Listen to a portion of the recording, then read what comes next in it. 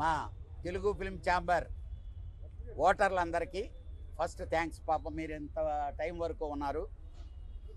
ఇప్పుడే కార్యక్రమాలన్నీ ముగిసినాయి.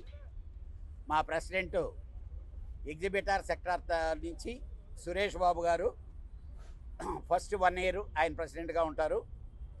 ఆ తర్వాత ఎనానమస్గానే జరగడం జరిగింది. అలానే హైదరాబాద్ ఛాంబర్ సెక్రటరీగా కె అశోక్ కుమార్, ట్రెజరర్గా ముత్యాల రామదాసు, జాయింట్ సెక్రటరీలుగా విజయేందర్ రెడ్డి, మోహన్ ఒట్లపట్ల, ఇవన్నీ ఎనానమస్గానే జరిగినాయండి.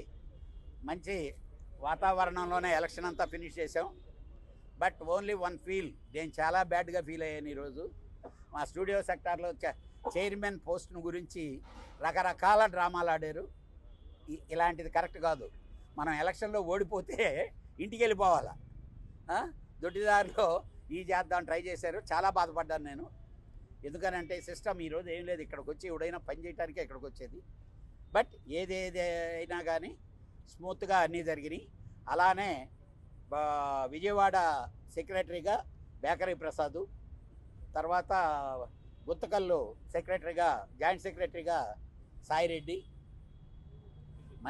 తిరుపతి మావాడు వాడి పేరు నాగార్జున, అలానే వైజాగ్ మూర్తి, వైజాగ్ అండి.